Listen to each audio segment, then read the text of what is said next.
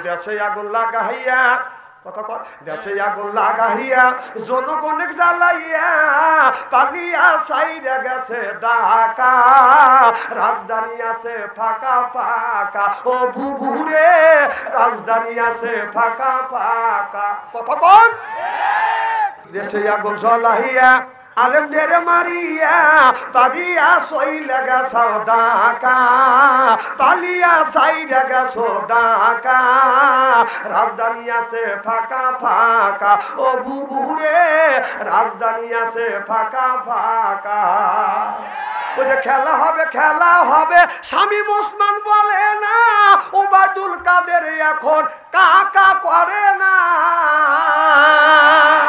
ওই যে খেলা হবে শামীম ওসমান বলে না ওবায়দুল কাদের এখন কাকা করে না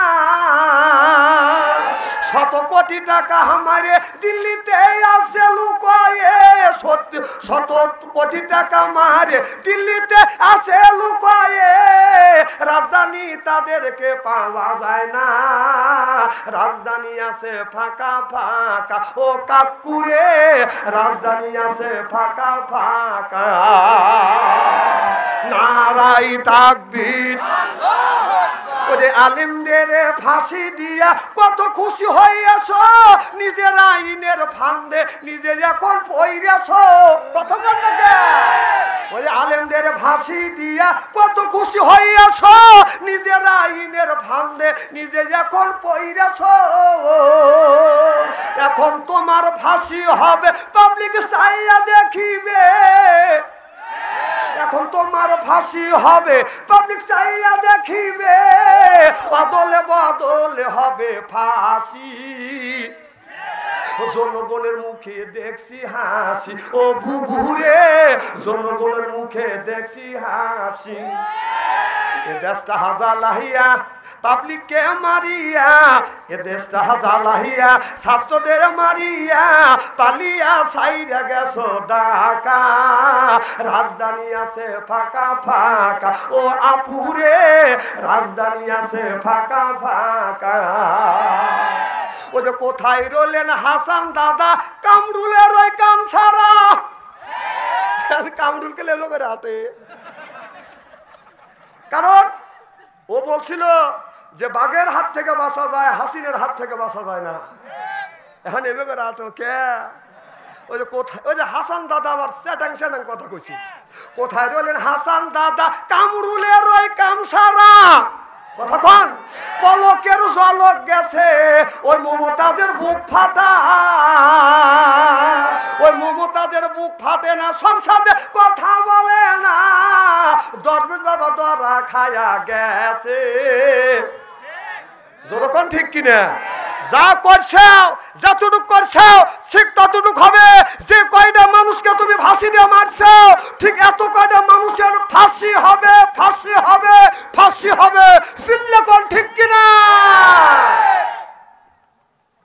কেউ যদি কারোর জন্য কূপ কাটে সে কিন্তু সেই কূপে বাঁধান সেই পরে কেউ যদি কাউরে ফাঁসি দেওয়ার জন্য বাদান আপনার মঞ্চ তৈরি করে ফাঁসি তৈরি করে তাহলে ওই লোকটা ওই ফাঁসির দড়ি ওর গলায় 2 দিন আগে আর 2 দিন পরে ফাঁসির দড়ি ওর গলায় পড়বে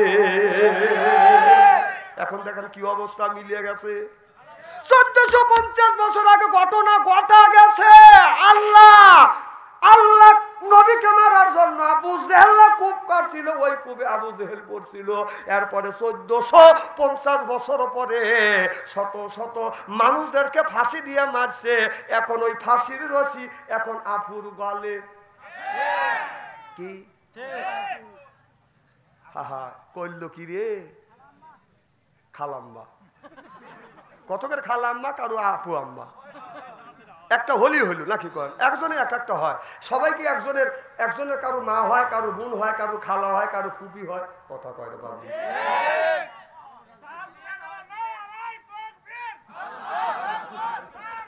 চুপ এনে তাকবীর দেওয়া লাগবে না আপনি তাকবীর দেওয়া লাগবে কে ও বালবালাই করতেছ তাই না এবি তাকবীর দে এনে কি তাকবীর দেওয়ার কথা মারহাবা একটু জোরে কর। বিশ্ববিদ্যালয়ের মেয়েরা আর বিশ্ববিদ্যালয়ের ছেলেরা গাছের সাথে একজন আরেকজনের গলা ধরে খালি উঙ্গা উঙ্গে চুমোচুমি করতেছে। কয়টা দেখবেন কি কথা কি খারাপ বলতেছে যাতে হয়েছে। আমরা গেছিলাম কেসে পড়ছিলাম, ওই জায়গায় গেছি, যা দেখছি যে বিশ্ববিদ্যালয়ের মেয়েরা আর বিশ্ববিদ্যালয়ের ছেলেরা ওরা বিশ্ববিদ্যালয় পরিণত হয়ে গেছে। আমাদের রবীন্দ্রনাথ ঠাকুর বিশ্ববিদ্যালয় আমার সাজাদপুর বাড়ির কাছে। বাপ মার কোথায় যা 1000 টাকা নিয়ে একটা 3 পিস লিয়া, তাহলে 1000 টাকা থেকে 2টি 3 পিস হয়। ও 3 পিস কিনবে লেগে বগুড়া শহরে গেছে। তখন ওই যে মেয়েটার যে বয়ফ্রেন্ড আছে দেখা হয়েছে, তোমার মন খারাপ, কার করো না, আমার 3 পিস লাগবে 3 দিয়ে, আর আমার মা আর বাবা 1 টাকা দিছে। তখন ছেলেটা বলতেছে ও চিন্তা করে না, বাবা আমার টাকা দিছে, মা দিছে বাজার করবার জন্য 3000 টাকা, আমি কিনে দেবো 3 পিস। ও দোকানে যা নিজের টাকা খরচা করে মেয়েটা 3টে 3 পিস কিনে দিছি। মেয়েটা 3 পিস হাতে নিয়ে সবিন ঝুলাইয়া বাদ গেছে। মাক বলতেছে, আব্বাক বলতেছে, বাবা দেখো তুমি একটা 3 পিসের টাকা দিছ, আমি 3টে 3 পিস কিনে আনছি। মা বাবা কয় থ্যাংক ইউ। তুই যে থ্যাংক ইউ বললি দিলি একটা 3 পিসের টাকা, আর 2টে 3টেতে 3 পিস আনলো, 2টে যে আনলো তাহলে নিশ্চয়ই ওভার ডিউটি করছে। তুই থ্যাংক ইউ কও। আর এই যে ছেলে বিপদে পড়ে কথা রাগ করতেছে। এখন মা বাবার কাছে বাজার করে নাই, মা বলতেছে বাবা তোমাকে বাজার করার জন্য টাকা দিছে 3000 টাকা কইতাম। ছেলে বলে মা জন্মনি বলি তোমার কাছে বাজারের ওই পকেট সোনা পকেট মাইরা নিছে রে মা, পকেট মাইরা নিছে। ও মা মন চোরা কইরে আছে চুরি বলে মা তোমার কাছে প্রেমিক চোরা যাইছে আমার পকেট মাইরা নিছে রে মা, পকেট মাইরা নিছে। সিল্লা কোন ঠিক কিনা? দেশটা জাহান্নামের দ্বারপ্রান্তরে।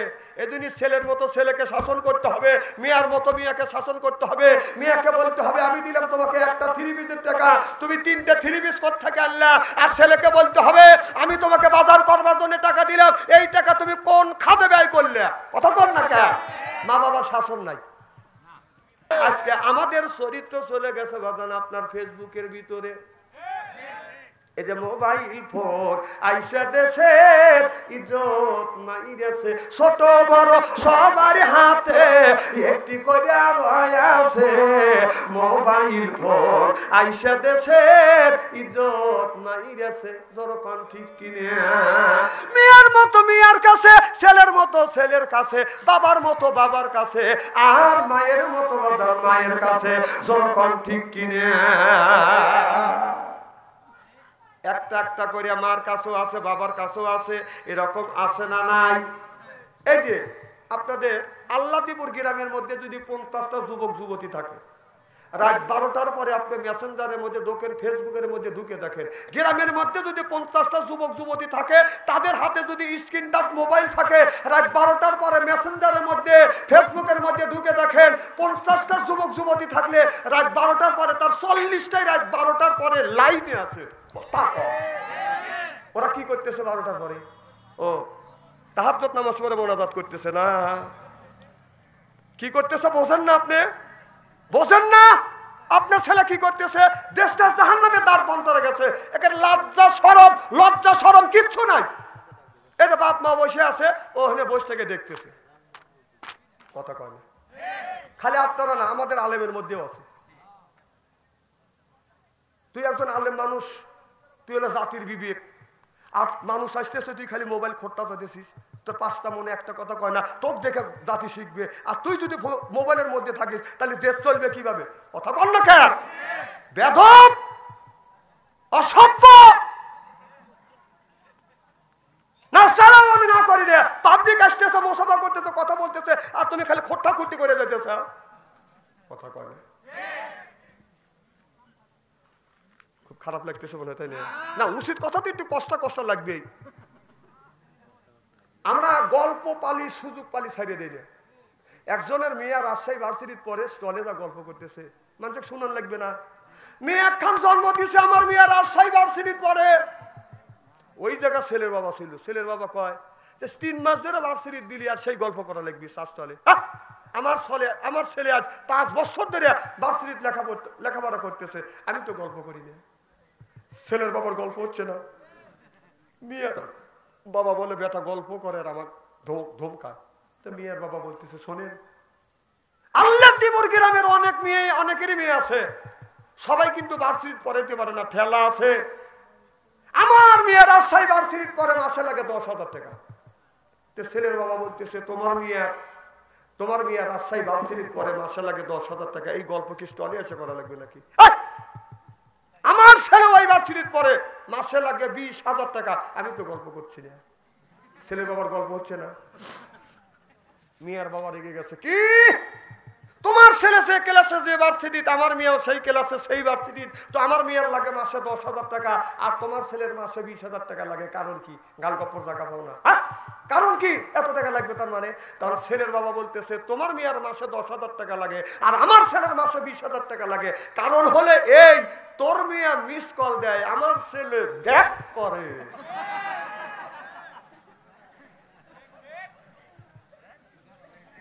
হাসে উড়ো দিয়েন না, খালি বুঝেন। এগুলি বাদ দেন, গল্প করা বাদ দেন। শিক্ষা করতেছে করুক, মানুষের জানার লাগবে না। জামাই খুঁজতেছে, ও টেনশন করা লাগবে না। বিশ্ববিদ্যালয়ের পরিণতি হয়ে গেছে এখন, কথা কন না কে? যেই সমাজের মধ্যে লয়তানি, শয়তানি, চুরি ডাকাতি, বদমাশি, সবল করি, সন্ত্রাসী, জোরদার, মুল্লুক তার, পালকিদার, বউগুলি তার, এমন একটা সভ্য সমাজের মধ্যে আল্লাহর নবী দুনিয়ার মুখে এসে কোরআনের মতলবী আইন জারি করে মরা সমাজটাকে সঞ্জীবিত করলেন। চিল্লে বলুন মারহাবা, আর জোরে বলুন মারহাবা।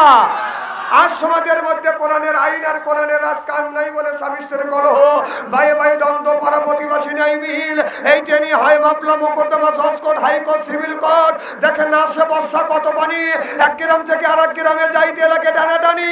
বাংলার কিছু নারীরা নামাজ পড়ে না, আমি বাদশা আনসারী ভালো করে জানি, ওরা শয়তানের নারী। আল্লাহ কাদের গনি, আল্লাহ কাউরে খাওয়ায় দুধ ভাতে, কারুর ঘরে উড়ায় ছাউনি। চিল্লা কর ঠিক কিনা? আল্লাহ বলে, ও আদমের বেটা বেটি, তোমরা হলো আমার বান্দা, কোরআনের সাথেই থাকবে, তোমরা বান্দা, কোরআনের জন্যই কান্দা। এই জন্য হয়ে গেছে আমরা আল্লাহর বান্দা। সুবহানাল্লাহ। আমরা যারা আল্লাহ কয় বান্দা কোরআন শরীফ ধর, বসে বসে পর, তারপরে তুই মর, আমি আল্লাহ এতই কি তোমাদের পর কিয়ামতের ময়দানে আল্লাহ বললেন তোমাদের বানা দেব হুরপরিদের বর। সুবহানাল্লাহ বললেন না? এই জন্য কোরআন শরীফ ধরি, বসে বসে পড়ি, তারপরে যদি বাদান মরি, মুখে যদি রাখতে পারি দাড়ি, ছাইরিয়া দিতে পারি নির্বাচনের সেক্রেটার বিড়ি, আল্লাহ বলে ভেস্তে দিব আমি, পাও টিপে দিবে হুরিয়ান নুরি। সুবহানাল্লাহ বাড়িত কয়ে। আমরা যারা কোরআনের মাহফিলের মধ্যে আসছি আল্লাহর বান্দি, আর করব না কোনদিন স্বামীর সাথে ফোন দি, কোরআন হাদিসের কথা শুনে বাড়ি চলে যাব হইয়া আল্লাহর খাতি বান্দি। ফাদখুলি ফি ইবাদি, ফাদখুলি, ও দুনিয়ার মানুষেরা তোমরা কি করো? ফি ইবাদি, অবশ্যই তোমরা আমি আল্লাহ আমার ইবাদত করবে, আমার দাসত্ব করবে, আমার গোলামি করবে, আমার বন্দেগী করবে, বিনিময় আমি আল্লাহ কি দিব? ওয়াদখুলি জান্নাতি।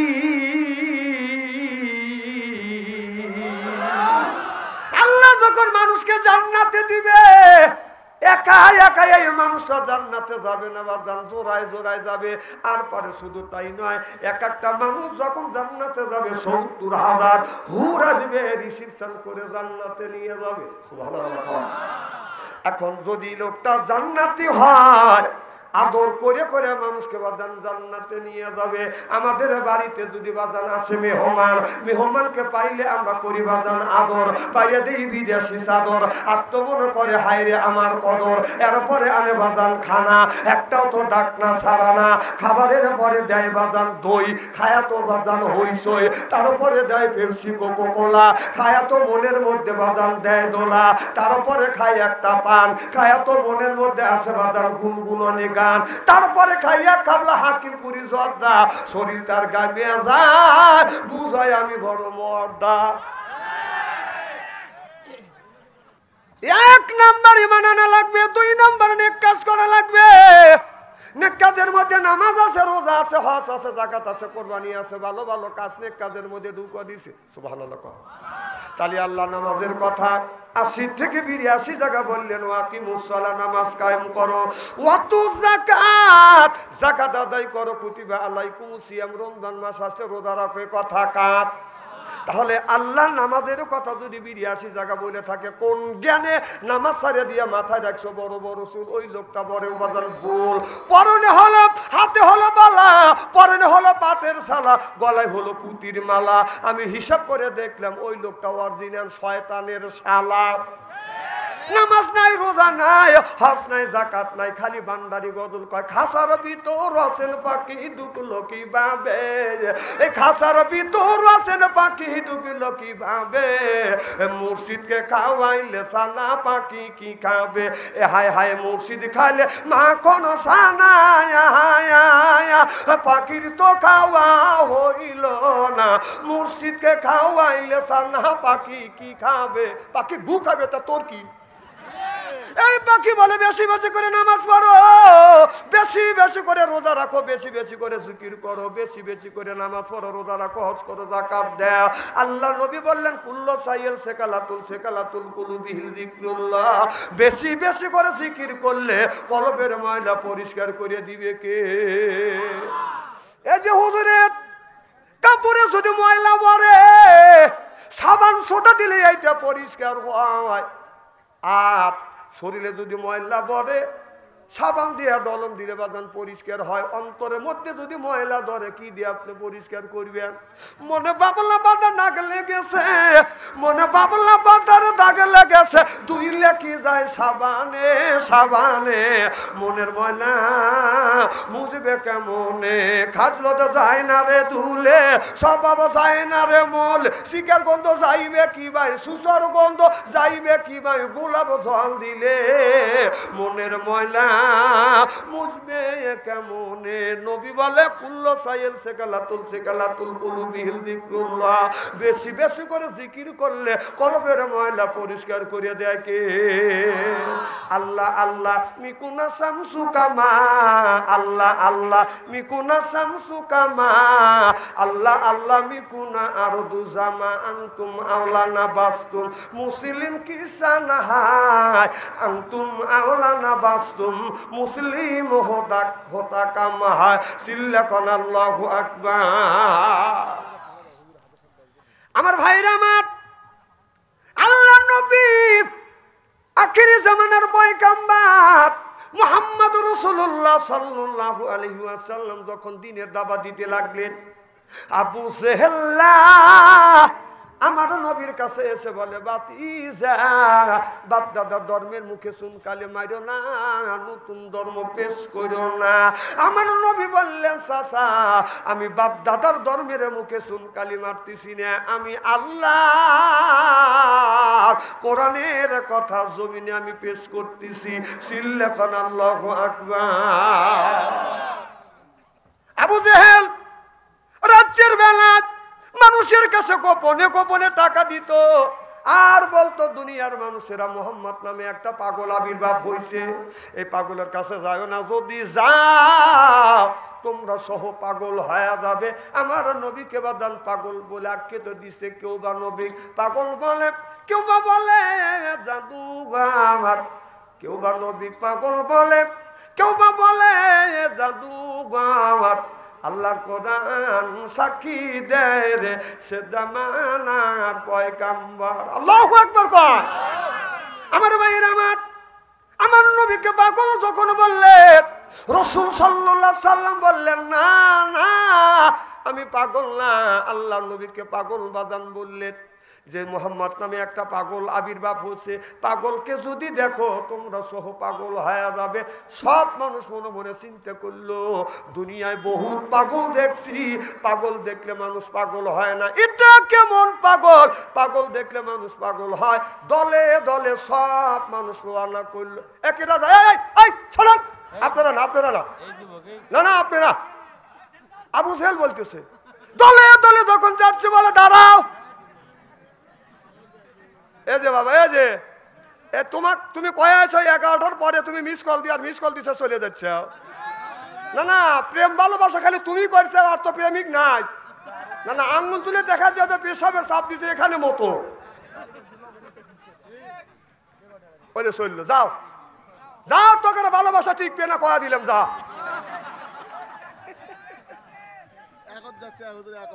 একত যাচ্ছে, এতক্ষণ একত যাবে নেই, এখন পেশাব হয়েছে, এখন মুতুকে এনে আমার মাহফিলে আসা যায়, যাওয়া যায় না। কি কথা কন না কে? ও আশা করবে দেন, কিন্তু মাইকে জুত পাচ্ছি না, মাথা বাড়তে জোর কর। আমার ভাইয়ের, আমার সব মানুষ আল্লাহ রসুল সাল্লাল্লাহু আলাইহি সাল্লামকে দেখার জন্য যায়।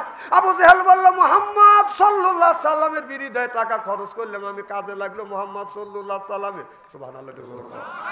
এবার আবু জেহেল তার জাতীয় সংসদ সদস্যদেরকে নিয়ে বাদান আপনার একটা মিটিং বসলেন, আর বললেন মুহাম্মদ সাল্লাল্লাহু আলাইহি সাল্লামকে কিভাবে মারা যায় এইটার বাদান একটা ফন্দি আঁকালেন, আর বললেন মুহাম্মদ অহরহ এই রাস্তা দিয়ে প্রত্যেকদিন যাতায়াত করে, দিনের মধ্যে 5 বার 10 বার করে মুহাম্মদ যায়, ফজরের নামাজ পড়বার জন্য মুহাম্মদ এই রাস্তায় যায়, রাতের বেলায় গোপনে গোপনে আমরা ওই জায়গায় একটা কূপ কাটবো, খনন কাটবো, কূপ কাটিয়ে সুন্দর করে একটা বাঁশের ফালটা দিয়ে, তক্তা দিয়ে অথবা খেজুরের কিছু ডাল দিয়ে বাঁধান সুন্দর করে ঢাইকে দিয়ে মাটি দিয়ে ঢাইকে আসবো, ঢাইকে রাখবো। মুহাম্মদ সাল্লাল্লাহু আলাইহি সাল্লাম যখন যাবে ওই কূপের মধ্যে পড়বে, পড়ার সাথে সাথে আমরা সব মানুষ পাথর হাতে নিয়ে রাখবো, ইট পাটকেল হাতে নিয়ে রাখবো।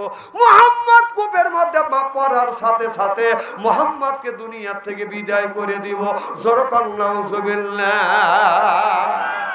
আবু জেহেল এই পরামর্শ করলো, করিয়ে রাতের বেলা বাদান বিরাট একটা খনন কাটলো, কূপ কাটবার পরে উপরে দিয়ে বাদান কিছু তক্তা দিয়ে মাটি দিয়ে ঢাকে রাখলো। মুহাম্মদ পেলেন রাস্তা মনে করে যে এই জায়গা পাও দিবে, অমনি মুহাম্মদ সাল্লাল্লাহু আলাইহি সাল্লাম কূপের মধ্যে পড়বে।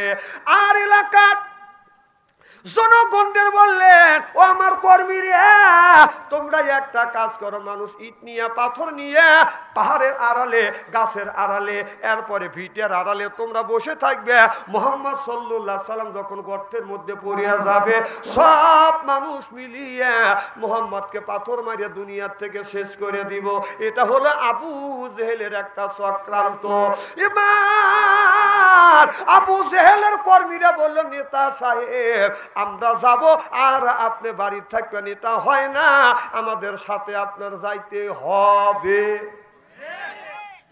আর আমাদের দেশে আবু জেহেলের চেলাচান তারা বলতেছে, আপনি অর্ডার দিয়ে ঘরে থাকবেন, এটা হবে না, মিছিল যদি করি মিছিলের আগে থাকবেন আপনি, আর আপনি অর্ডার দিয়ে ঘরে থাকবেন, দাওয়া খাবো আবো, মার খাবো আমরা, না এটা হতে পারে না, মার যদি খাইতে হয় নেতা নিয়ে খাবো। কথা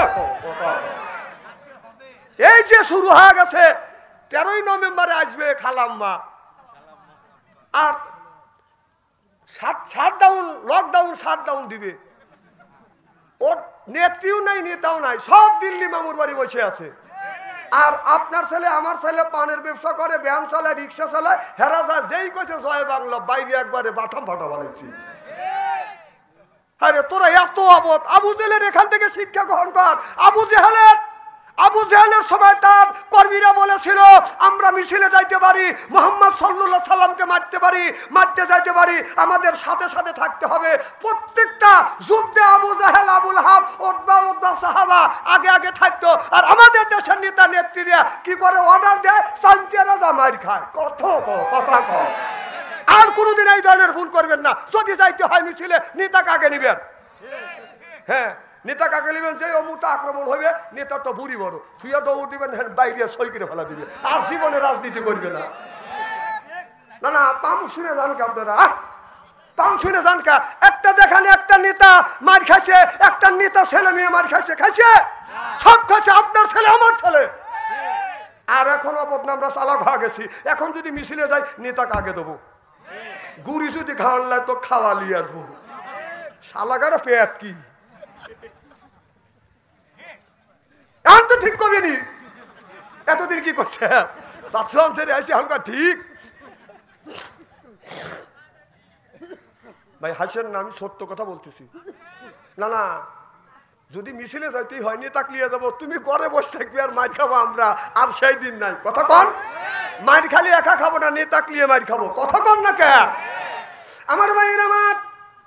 আবু জেহেলের কর্মীরা বললেন, নেতা সাহেব রাত্রের বেলায় আমরা পাথর নিয়ে রাত জেগে জেগে বসে থাকবো, আপনারও সাথে যাওয়া লাগবে। আবু জেহেল কয় আমি যাবো।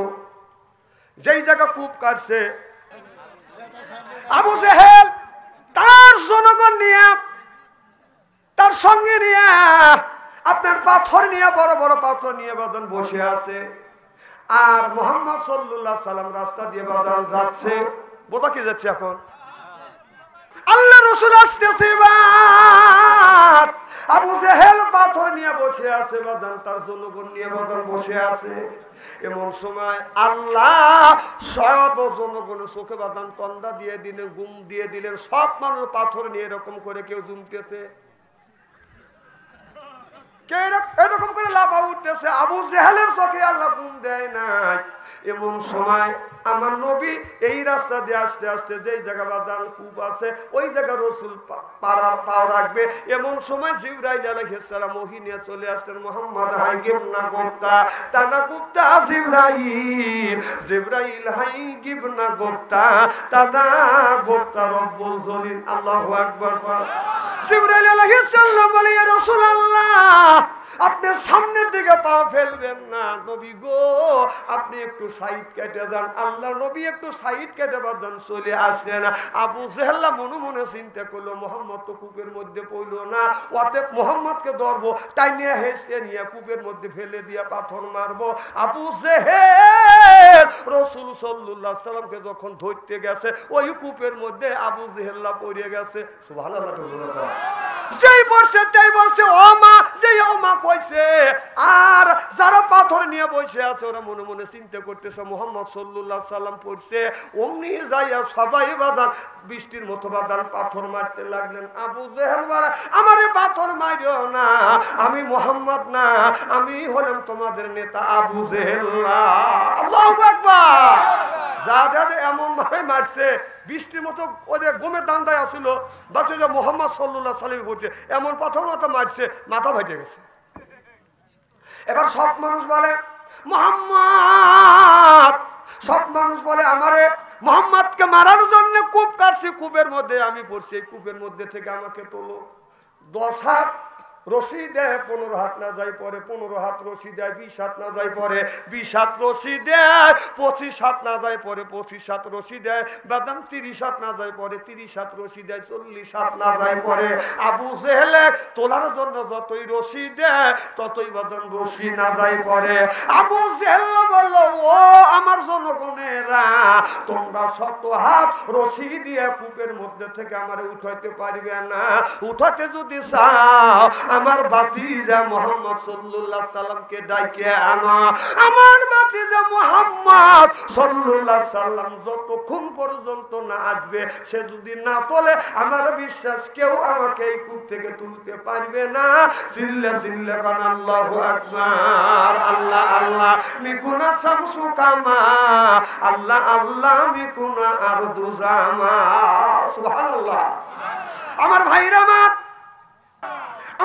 আমার, আমার নবীর কাছে যে খবর দিলেন, ইয়া রাসূলুল্লাহ, ইয়া হাবিবাল্লাহ, নবী গো তাড়াতাড়ি আসুন। কি হয়েছে? কয় আপনার চাচা আবু জেহেল আপনার কূপের মধ্যে পড়ে গেছে। এটা কিন্তু নবীর আপন চাচা না, আপনার গোষ্ঠীর চাচা। কথা বুঝতেছেন না? এবার আমার নবী তার উপরে বদল দৌড়ে আসে, দেখে চাচা আবু জেহেল কূপের মধ্যে। কি চাচা আপনি কেন এই কূপের মধ্যে পড়ছেন? আবু জেহেল বলে, ভাতিজা সত্য কথা বলতেছি, তোমাকে মারার জন্য কূপ কাটছি, এই কূপের মধ্যে ভাতিজা আমি পড়ছি। ও ভাতিজা, রশি দিয়ে কাশি দিয়ে কেউ তুলতে পারবে না। ভাতিজা আমার বিশ্বাস তুমি আমাকে গর্তের মধ্যে থেকে না উঠালে কেউ আমারে উঠাইতে পারবে না। ও ভাতিজা, তুমি যদি আমারে উঠাও, তুমি যা বলবে আমি তাই শুনবো। চিল্লা কান আল্লাহু আকবার। খুব খারাপ লাগতেছে নাকি? এইভাবে যে ঘন্টাখানি আলোচনা করি, শোনার জন্য রাজি আছা? হাত তুলে দেখান তো দেখি, রাগ করবেন কারা কারা?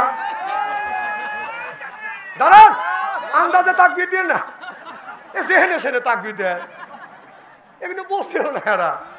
আমি এত রাত্রে উঠছি, তারপরেও আপনাদের মুখে দেখছি হাসি। আমি অন্তর থেকে দোয়া করি আল্লাহ যেন করে জান্নাতবাসী। জোরে কান আমি দেন। গ্রামের মধ্যে আপনার নাম কি ভাই? এই আনোয়ার হোসেন ভাই দ্বন্দ্ব এলাকার মধ্যে প্রভাবশালী। আর হাবেব সাহেবের নাম কি? আবু ইউসুফ ভাই, উনি গরিব মানুষ, ব্যান সালাকা কামলা বেক্কিরে খায়। ভাই আবু ইউসুফ আনোয়ার হোসেন ভাই যা শাসতালে বলছে হা হা হা হা, উনি প্রধান মানুষ এলাকার, যে কতেছে যে পরামানিক সাহেব মাতবার, আপনারা মাতবার কর না পরামানিক কর? মাতবার সাহেব একটা চা খাকা দেয়া হা হা হা, চা খায়, একটা পান খাকা খা হা হা হা, পরের খান পান যে করতে তো খরচর হিসাব নই, কোথাও করে না। রসুল বলছে তুহিব্বু, খালি চেকরা মানুষের চার পান খায়ও না, খাওয়ায়ও। আমি চা খাচ্ছি, উনির খারাপ লাগতেছে, ধর খাও। কিছুই তো চিনি নাই কে। আচ্ছা আমার কি ডায়াবেটিস আছে কম তো কর। আচ্ছা ডায়াবেটিস যে ধরবে এই জায়গাটা খুঁজে পাওয়া লাগবে না?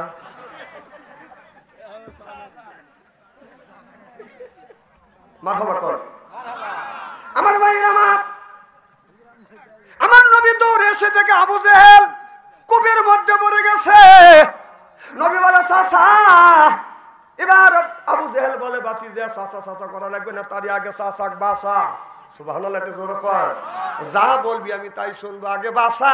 আমার নবী রশি লাগে নাই, কাশি লাগে না, দয়ার নবী, মায়ের নবী, রহমতি হাত বাঁধান আপনারও কূপের মধ্যে দেওয়ার সাথে সাথে আবু জেহেল বাঁধান রাসূল সাল্লাল্লাহু আলাইহি সাল্লামের হাত ধরে ওয়ামা আরসালনাকা ইল্লা রাহমাতাল লিল আলামিন।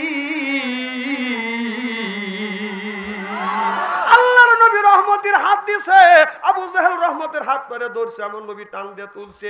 কি চাচা কূপের মধ্যে পড়ছিলেন, এইরকম করে আপনাকে পাথর মারছে? কয় এত মারা মারছে শালার আমাকে চেনে নাই। দেখেন আমাদের দেশের নেতা আছে, নেতার পিছনে গড়ে নেতাই আমার শালাকা গালি দেয়। আমার বোনকে তোর সাথে বিয়া দিছিলে, তুই আমাকে শালা কবি, তোর বাথম ফাটা বলাবো বেটা, তোর আগাতে ব্যাঘাত করলে আমাকে শালা কস, তুই আমাকে শালা কর কে? কত কর না কে?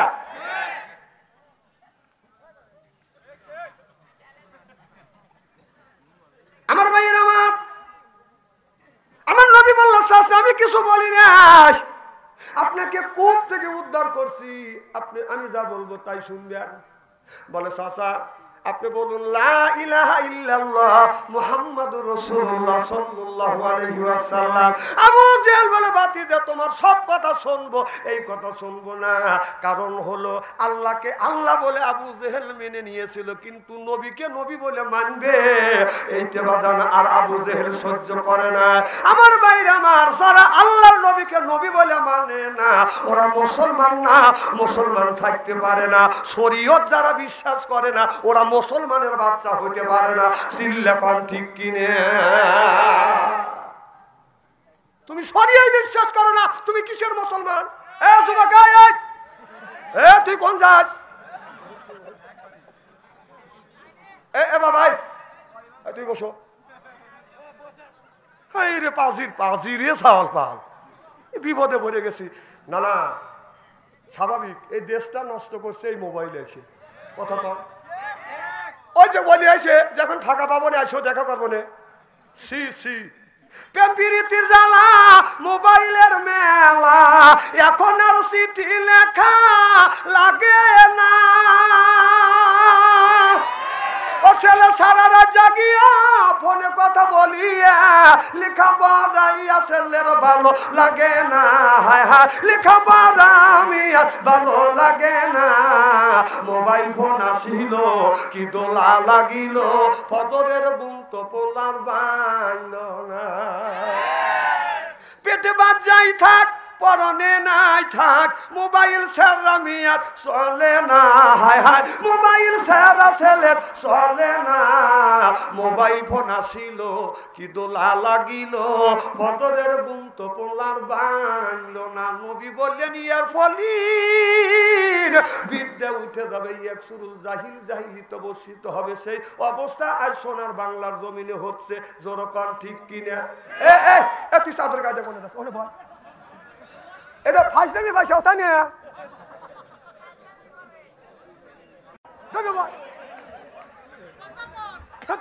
সমাধানে কি লাগাইছে?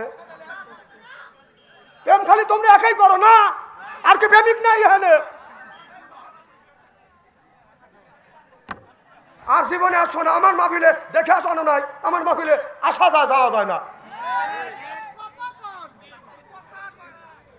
আচ্ছা ভাই খুব খারাপ লাগতেছে নাকি? না না, এই ওয়াজ তোর ভালো লাগে না, তোর কি ভালো লাগে রে? সেদিকারে ভালো লাগে যা। এখন এমন অবস্থা হয়েছে মেয়েরা আগে আগে যায়, একটা মেয়ে আগে আগে গেলে পিস পিস 5-6টা ছেলে যায়, ও পিছন থেকে, ওই মেয়েটা পিছন থেকে পাত ছেড়ে ও পাত খায়। পয়সা দেখছি এইরকম পয়সা দিয়ে, এই আমরা তো যুবক আছিলাম, মহিলা দেখলে ফাঁক দিয়ে গেছি।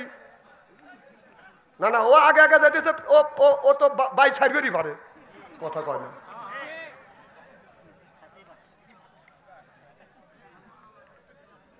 মার হবে একটু জোরে কর। আর জীবনে আসবো না, আজকে কষ্ট করে শোনো, এই আধা ঘন্টায় 1 ঘন্টা কষ্ট হয় না।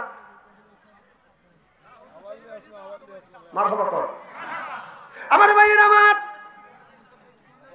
আল্লাহ বললেন ইন্নাল্লাযিনা আমানু, ইন্না মানে নিশ্চয়ই আল্লাযিনা যিবা যাহারা ঈমান আনবে ওই আল্লাহর উপরে, ও আমিলু সলিহাত, আর যারা নেক কাজ করবে। আপনার 1 নাম্বার ঈমান আর 2 নাম্বার নেক কাজ করবে। আল্লাহ বলে কান্নাত লাহুম জান্নাতুল ফিরদাউস নুজুলা। আল্লাহু আকবার। এই মানুষটা যখন জান্নাতে যাবে 70,000 হুর আসবে রিসিপশন করে বাদান জান্নাতে নিয়ে যাবে। 70,000 হুর আসবে রিসিপশন করে বাদান জান্নাতে নিয়ে যাবে। এই হুর এত সুন্দর চেহারা, যারা আপনার 2টা কাজ করবে। এ যুবক, তোমরা যে 2টা যদি কাজ করতে পারো, এমন হুর পাইবে, এমন বউ তোমরা জান্নাতের মধ্যে পাইবে। যারা ওই হুরেরা 70 পর্দা কাপড় পরবে, 70 পর্দা কাপড়েও হুরের রূপ যৌবন বাদান রাখতে পারবে না। 70 পর্দা কাপড় বেদ করিয়া গায়ের পশম দেখা যাবে, চামড়া দেখা যাবে, গোস্ত দেখা যাবে, হাড় দেখা যাবে। 70 পর্দা কাপড়ে হুরের বাদান রূপ যৌবন ডাকতে পারবে না। সিল্লাকান আল্লাহু আকবার। হযরত ওমর দূর থেকে মনে মনে চিন্তা করতেছে, আল্লাহ আমার রাস্তে একটা টকবগে যুবতী মহিলা পাহাড়ের পাশে একা একা ঘোরাফেরা করতেছে। হযরত ওমর মিয়াটার দিকে বাদান আগা যায়, আর মিয়াটা হযরত ওমরকে দেখে মনে মনে চিন্তা করে, আল্লাহ 3 দিন ধরে এই রাস্তা দিয়ে যাচ্ছি, একটা মানুষের সাথে দেখা হয় না। আল্লাহ যেই যুবকটা আমার দিকে আগা আসছে, এই যুবকটা হলো বাদান অনেক উঁচা। নবীর সাহাবী যতগুলি সাহাবী ছিল, সব সাহাবীর চাইতে হযরত ওমর ছিল উঁচা। সুবহানাল্লাহ। মাঠের মধ্যে দিয়ে মেয়েটার দিকে যখন এগিয়ে আসছে, মেয়েটা বলে, আল্লাহ যে যুবকটা আমার দিকে যেভাবে দায়া আসছে, আল্লাহ আমার সর্বনাশ করবে। টাকা নাই সুদ চিন্তাই করবে, গহনা নাই চিন্তাই করবে, কিন্তু টাকা গহনার চাইতে বড় সম্পদ, সেইটা হলো আমার সতীত্ব সম্পদ। আল্লাহ এই যুবকের দ্বারাই যদি আমার সতীত্ব সম্পদ নষ্ট হয়ে যায়, আল্লাহ তোমার কাছে সাহায্য চাই।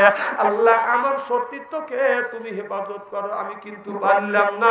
সিল্লাকান আল্লাহু আকবার। টাকা হারা গেলে টাকা পাওয়া যায়, দলিল হারা গেলে বাদান দলিল পাওয়া যাবে, সার্টিফিকেট হারা গেলে সেটা বাদান পাওয়া যাবে। কিন্তু কোন যুবক আর যুবতী জীবনে একটিবারের জন্যও যদি চরিত্র নামে সার্টিফিকেট যদি হারিয়ে ফেলে, চরিত্র নামে সার্টিফিকেট একটিবারের জন্য যদি হারিয়ে ফেলে, জীবন ভরা কান্দে কান্দে কান্দে কান্দে এই নিয়ে এই যুবকটা চরিত্র নামে সার্টিফিকেট ফেরত পাবে না। চিল্লাকান ঠিক কিনে?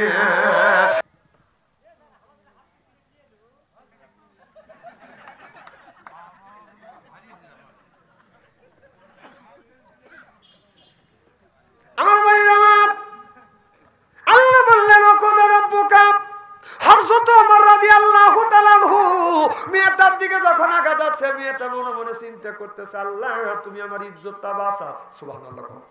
এবার মেয়েটা থরথর করে কাঁপতেছে। মেয়েটা কোন দিকে যাবে? মেয়েটা বাদান ধাঁধায় পড়ে গেছে, কোন দিকে যাবে গোলক দান্দায় পড়ে গেছে। হযরত ওমর মনে মনে চিন্তা করতেছে, মেয়েটা মনে হয় আমারে দেখে ভয় পাচ্ছে। অর্ধ পৃথিবীর খলিফা হযরত ওমর মেয়েটার কাছে যা বলে, ও গো মা ভয় পায়ো না, মা ভয় পায়ো না। হযরত ওমর মেয়েটার কাছে যা মা বলে যখন ডাক দিছে তখন মেয়েটা স্বস্তির নিঃশ্বাস ছেড়ে দিছে। মেয়েটা মনে মনে চিন্তা করতেছে, আল্লাহ যেই যুবকটা আমাকে মা বলে ডাক দিছে অন্তত আমার ইজ্জতের ক্ষতি হবে না। সুবহানাল্লাহ। এবার মেয়েটা বলে, বাবা আমি রাস্তা হারাইছি। সুবহানাল্লাহ। কোন মেয়েটা টকবগে যুবতী মহিলা, টকবগে যুবককে যখন মা বলে বাবা বলে ডাক দেয়, আর যুবক যখন মেয়েটাকে মা বলে ডাক দিবে ওই জায়গা আর শয়তান থাকে না। শয়তান মনে মনে চিন্তা করে মা বেটা সম্পর্ক হয়ে গেছে, আর এখানে থাকা যাবে না। সুবহানাল্লাহ। হযরত ওমর বলে, মা তুমি এই জায়গা গোলক দাদা খাচ্ছ, কারণটা কি? মেয়েটা বলে, হুজুর 3 দিন ধরে এই রাস্তা দিয়ে আসতে আসতে আমি রাস্তা হারিয়ে ফেলছি। আমি ভাবছি এই জায়গা গেলে আমি গ্রাম পাবো, কিন্তু আসিয়া গ্রাম হারিয়ে ফেলছি, রাস্তা হারিয়ে ফেলছি। আমি কোন রাস্তায় যাব? এই জন্য এই জায়গা আমি গোরপাক খাচ্ছি। এবার হযরত ওমর বলে, মা তুমি কই যাইবে? এবার মেয়েটা বলে, হুজুর বাবা আমি যাব অর্ধ পৃথিবীর খলিফা হযরত ওমরের সাথে সাক্ষাৎ করতে। সুবহানাল্লাহ।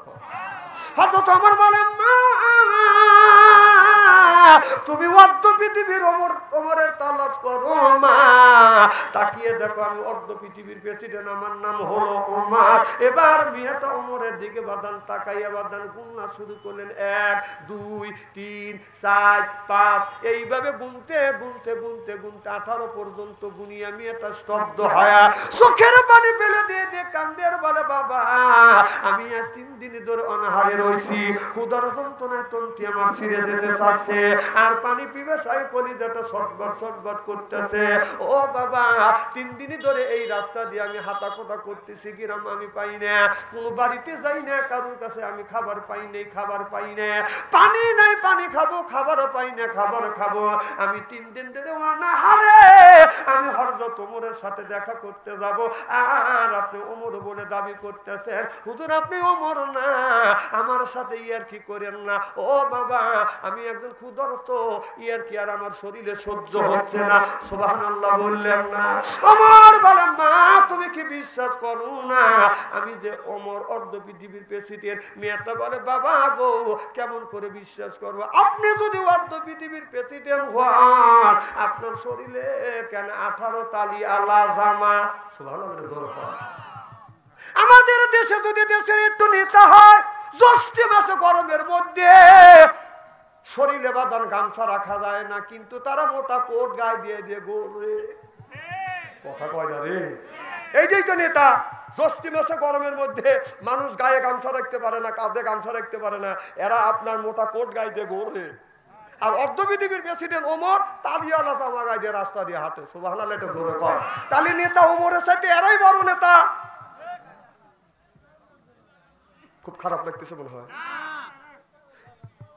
এবার হযরত ওমর বলল, মা আল্লাহর কসম করে বলতেছি মা আমি অর্ধ পৃথিবীর প্রেসিডেন্ট, মা তুমি এই জায়গা দিয়ে কেন আসছো? এবার মেয়েটা দেখে বলে, ইয়া আমিরুল মুমিনিন খলিফাতুল মুসলিমিন, আপনি যদি অর্ধ পৃথিবীর প্রেসিডেন্ট হন আমি হইলাম রুম পারস্যের বাদশা কায়সারের নাতনি। কয় তুমি রুম পারস্যের বাদশা কায়সারের নাতনি যদি হও মা তোমার অবস্থা কেন এই রকম? এবার মেয়েটা বলে, ইয়া আমিরুল মুমিনিন খলিফাতুল মুসলিমিন, আমার বয়স যখন 12 বছর আমি কলমা পড়ে মুসলমান হয়েছি, মুসলমান হওয়ার কারণে আমার দাদা কায়সার আমাকে জেলখানার মধ্যে বন্দী করে রাখছে। আপনি যখন ওই রুম পারস দখল করছেন আমার বাপ চাচা দাদারা সব পালিয়ে গেছে। আপনি বলেছেন রুম পারসের ভিতরে জেলখানার ভিতরে যতগুলি কয়েদি আছে সব কয়েদিকে আপনি মাফ করে দিয়েছেন, আজাদ করে দিয়েছেন, আপনার ছেলের দরজা খুলে দিয়েছেন, আর বলছেন সব আসামিকে মাফ করে দিলাম, তোমরা সবাই চলে যাও। সব আসামি যার যার বাড়ি চলে গেছে। ইয়া আমিরুল মুমিনিন খলিফাতুল মুসলিমিন, আমি 2 দিন ওই জেলের মধ্যে ছিলাম, আর অন্য কোনো মানুষ নাই আমি ব্যতীত। ওই জায়গা খেজুর খায়া খায়া আমি 2 দিন ছিলাম। এরপরে জেল থেকে বের হইয়া আমি চিন্তা করলাম আমি কার কাছে যাবো? হযরত ওমরের কাছে গেলে আমি আশ্রয় পাবো। চিল্লাকন আল্লাহু আকবার। হুজুর আমি আসছি আপনার কাছে আমি আসছি, আপনার কাছে আশ্রয় পাবো, কারণ আমার বাবা নাই, আমার মা নাই, আমার বাবা, আমার মা, আমার দাদারা সব পালিয়ে গেছে।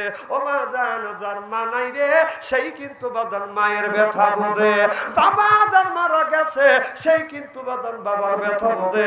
আল্লাহ বলে অকদর রব্বুকা, হে বান্দা আমার দাসত্ব করো, আল্লাহ তাবুদু আমার গোলামি করো, ইল্লাইয়াহু আমার বন্দেগী করো, আবিল ওয়ালিদাইনি ইহসানা, জোরে কোনা আল্লাহু আকবার। আল্লাহ বলে দুনিয়ার মানুষেরা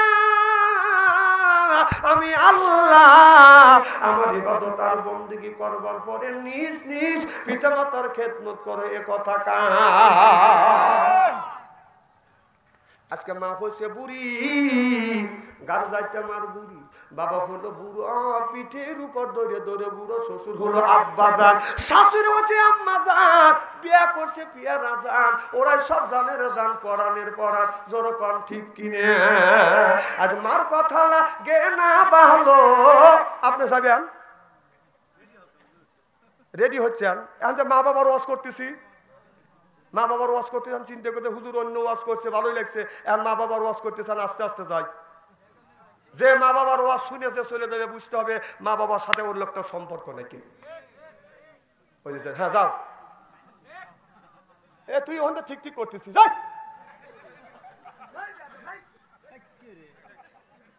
মানুষ দেখছি এরকম জানোয়ার দেখিনি রে, তোর পরিচয় তো পাওয়া যায়, বংশটা কি?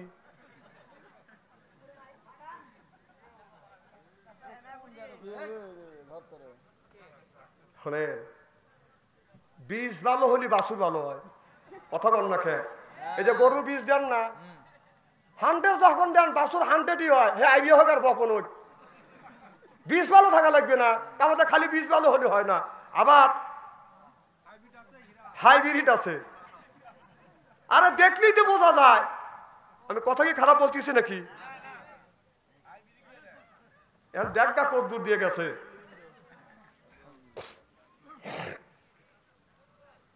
যার মা নাই সেই কিন্তু মার ব্যথা বোঝে, যেরকম ঠিক কিনে। আমার মায়ের, আমার যার মা নাই সেই কিন্তু মায়ের ব্যথা বোঝে, বাবা যার মারা গেছে সেই কিন্তু বাবার ব্যথা বোঝে। আমার ভাইরা, আমার বাবা এই জমিনে বেঁচে ছিল বাদান 97 বছর, আমার মা আপনার 112 বছর পর্যন্ত বাদান বেঁচে ছিল। আমি দেখেছি, আমি যখন মাহফিলে যাইতাম আমার মা বাবার পায়ে হাত রাখতাম, হাত রাখিয়া এইরকম করে চুমো দিতাম।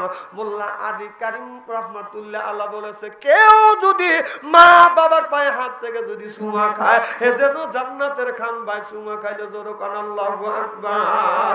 খেদমতে মা দরপেদার কোন ইক্তিজার, খেদমতে মা দরপেদার কোন ইক্তিজার, তাসা পিয়ার মালে দৌলত বখতিয়ার, আল্লাহু আকবার। আমি যখন মাহফিলে গেছি আমি দেখেছি আমার বাবা মানে বলছে, বেটা তুমি কয়টায় আসবা? আমি বলছি বাবা আমি রাত 12টায় আসবো। রাত যখন 11টা বেজেছে আমার বাবা ঘর ছাড়ছে, ঘর ছাড়িয়া আস্তে আস্তে করে বাদান 3 রাস্তার মোড়ে গিয়ে আমার বাবা দাঁড়াইছে। বাবা মনে মনে চিন্তা করতে, যদি ডান রাস্তা দিয়ে যায়, ছেলে যদি বাম রাস্তা দিয়ে আসে, এই জন্য বাবা কোনো রাস্তা যায় না। বাবা জানে এই 3 রাস্তা মোড়ে দাঁড়াইলে আমার বেটা বাচ্চুর সাথে দেখা হবে। 11টা বাজে আসি নাই, 12টায় আসি না, 1টা যখন বাজছে আমি ধীরে ধীরে আসছি। এসে দেখি 3 রাস্তার মোড়ে বাবা দাঁড়াইয়া আছে। বাদান দক্ষিণে বাতাস বাইতেছে, বাদান বাদান রে বাবা থরথর করে বাদান কাঁপতেছে। ঘন কুয়াশা আমার বাবার চাদর পর্যন্ত বাদান ভিজে গেছে। আমি বাবার কাছে এসে সালাম দিছি, বাবা কখন থেকে তুমি অপেক্ষা করতেছো? বাবা বলে, বেটা রাত 11টা থেকে রাত 1টা পর্যন্ত তোমার জন্য অপেক্ষা করি। সুবহানাল্লাহ। একজন মানুষ অপেক্ষা করে ছেলের জন্য, সন্তানের জন্য, সেইটা হলো বাবা। এখন বাবা নাই আর কে আমার জন্য 3 রাস্তার মোড়ে বাদান অপেক্ষা করে না। আমার বাবা মৃত্যুর পর দীর্ঘদিন বাদান মা বেঁচে ছিল। আমার মা আমি দেখছি রাত 2টা 3টা যখন মার ঘরে দরজায় হাত দিছি, রাত 3টার সময় বিবির ঘরে দরজায় হাত দিছি, দরজা শক্ত, ছেলের ঘরে দরজায় হাত দিছি, দরজা শক্ত, মার ঘরে দরজা হাত দিছি, দরজা খুলে গেছে। মারে যে বলছি, ও গো মা, বাড়ির সব মানুষ ঘুমাইছে, তুমি কেন ঘুমাও না? মা বলে, বেটারে সব মানুষ ঘুমাইতে পারে, আমি মা ঘুমাই না। যতক্ষণ পর্যন্ত তুমি বাসায় না আসো, আমি মা তোমার জন্য অপেক্ষা করি। জনগণ আল্লাহু আকবার। ওই মা কার দুনিয়ায় নাই, বাবা কার দুনিয়ায় নাই, ওই মার জন্য কেউ যদি দান খয়রাত করে, দানের দৌলতে আল্লাহ মা বাবার কবরে গোরাদাত মাফ করে দেয়। গভীর রাত্রিতে রাত 12টার পরে প্রত্যেকটা মানুষের একটা করে দোয়া আল্লাহ কবুল করে। আমি 10 জন ব্যক্তির কাছে বাদান 10,000 টাকা চাই, আর টাকা যদি না পারেন 10 জন ব্যক্তি 10 বস্তা সিমেন্ট দিবেন। আমি মুসাফিরে মানুষ বাজে একটু খাস করে দোয়া করব। মা কোনদিন আসবে